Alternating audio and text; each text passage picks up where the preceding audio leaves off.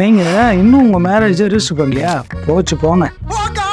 கல்யாணம் முடிஞ்சவொடனே கல்யாணம் முடிஞ்சிச்சுன்னு ஜாலியாக இருக்கீங்களா? உங்களுக்கு தான் இந்த அப்டேட்.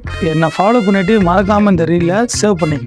உங்களுக்கு கல்யாணம் ஆகிடுச்சுன்னா உங்களோட மேரேஜை கண்டிப்பாக 90 நாளுக்குள்ளே ரிஜிஸ்டர் பண்ணியிருக்கணும். ஆதார் கார்டு மாதிரி இந்த சர்டிஃபிகேட்டும் ரொம்ப முக்கியம். எதனால நான் சொல்கிறேன்னா, உங்கள் ஹஸ்பண்டோட ப்ராப்பர்ட்டியோ அல்லது உங்கள் ஒய்ஃபோட ப்ராப்பர்ட்டியோ உங்களுக்கு வந்து சேரணும்னா கண்டிப்பாக இந்த சர்டிஃபிகேட் ரொம்ப முக்கியம். அது மட்டும் இல்லாமல் சப்போஸ் ஃபியூச்சரில் ஏதாவது நெகட்டிவ் இம்பாக்ட் ஆச்சுன்னா கிளைம் பண்ண இந்த சர்டிஃபிகேட் ரொம்ப அவசியம். அடுத்து பார்த்தீங்கன்னா, ஃபியூச்சரில் எனி ஹோம் லோன் அல்லது வேற ஏதாவது நீங்க லோனுக்கு போறீங்கன்னா இந்த மேரேஜ் சர்டிஃபிகேட் ரொம்ப முக்கியம். ஃபியூச்சர்ல ஏதாவது இன்சூரன்ஸ் கிளைம் பண்றதுக்கு நீங்க ஹஸ்பண்ட் அண்ட் ஒய்ஃப் தான் ப்ரூஃபுக்கு உங்களோட கல்யாண போட்டோவோ அல்லது மேரேஜ் இன்விடேஷனையோ அக்செப்ட் பண்ண மாட்டாங்க. அதுக்கு பதிலா இந்த மேரேஜ் சர்டிஃபிகேட் தான் அக்செப்ட் பண்ணுவாங்க. ஆஸ் பர் லா படி மேண்டேட்டரி அண்ட் மஸ்ட். ரீசெண்டா கல்யாணம் ஆன உங்க ஃப்ரெண்டுக்கு இந்த ரீலை ஷேர் பண்ணுங்க.